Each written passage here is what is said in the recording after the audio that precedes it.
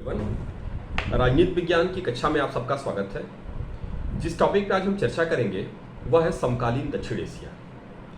समकालीन दक्षिण एशिया विश्व के कुछ सर्वाधिक प्रमुख क्षेत्रों में से एक है और उत्तरोत्तर इस क्षेत्र का महत्व बढ़ता गया है।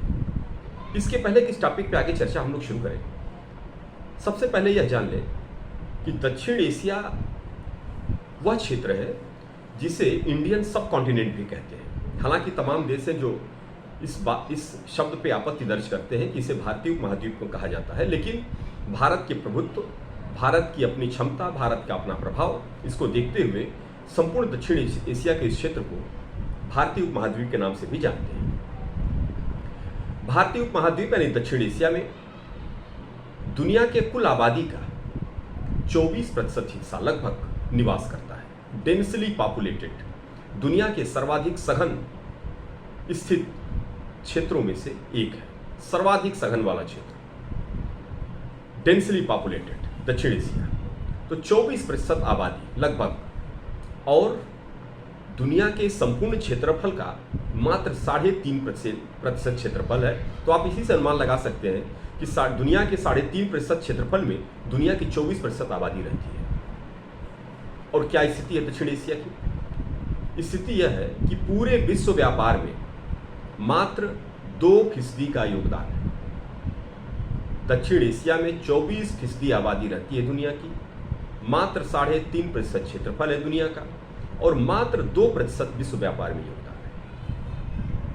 दक्षिण एशिया की पूरी आबादी का 40% हिस्सा गरीबी रेखा के नीचे निवास करता है।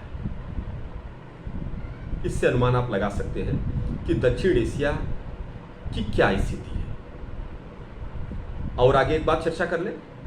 दक्षिण एशिया में कुल 8 देशों को हम शामिल करते हैं: भारत, पाकिस्तान, नेपाल, भूटान, श्रीलंका, बांग्लादेश, अफगानिस्तान और मालदीव। ये 8 देश हैं। इन 8 देशों में अकेले भारत का क्षेत्रफल लगभग 72%,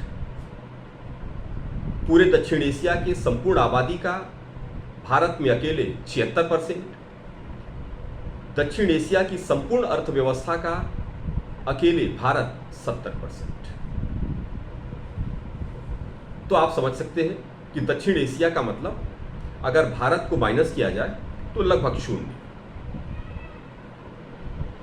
तो यह हम देखते हैं कि जो दक्षिण एशिया का क्षेत्र है यह दुनिया के पिछड़े क्षेत्रों में शामिल है, जहां साक्षरता की दर कम है, अर्थव्यवस्था का गिरा हुआ स्तर है,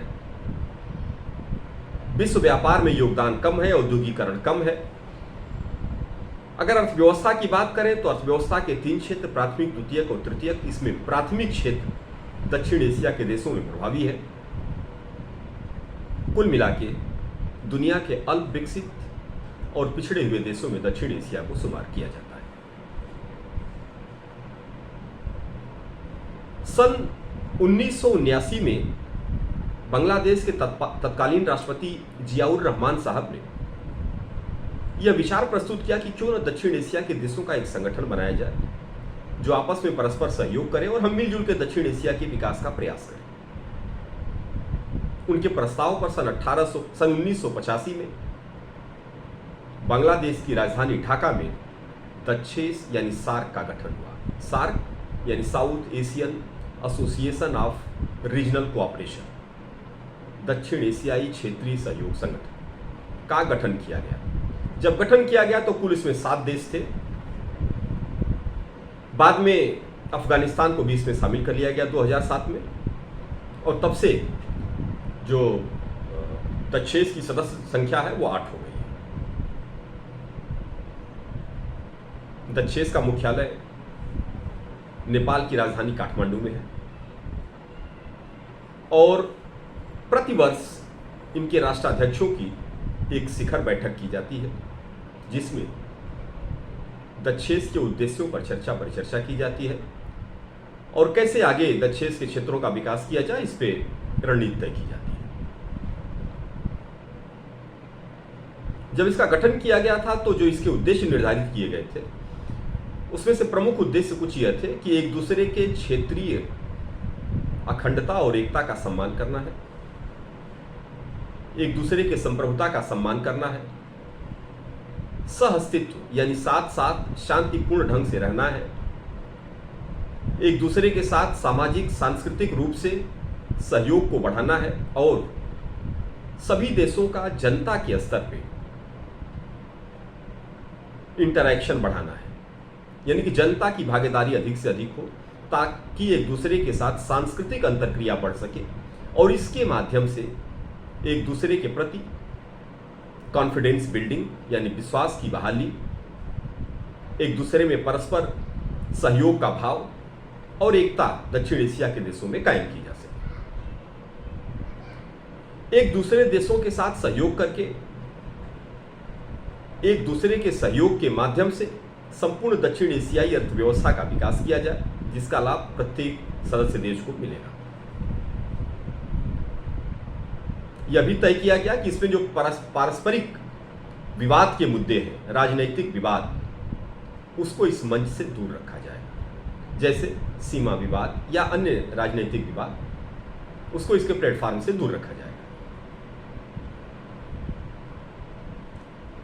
सन 1995 में आके साप्टा यानी कि South Asian Preferential Treaty Organization SAPTA का गठन किया गया और यह तय किया गया कि दक्षिण एशिया के देश एक दूसरे से व्यापार में एक दूसरे के देशों को प्राथमिकता देंगे।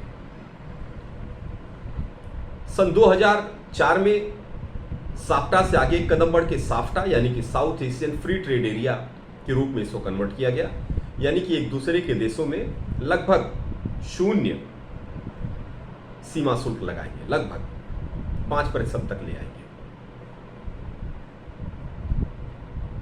अब चर्चा करेंगे कि क्या हासिल हुआ है, कितना सफल हुआ है संगठन। तो अगर एक लाइन में कहें तो ये कहेंगे कि यह संगठन 9 दिन चले 2.5 कोस, यानी कि लगभग यह संगठन असफल रहा है, सिवाय कल्चरल प्रोग्राम, खेलकूद गतिविधियां करने के अलावा कुछ नहीं रहा। क्या वजह है?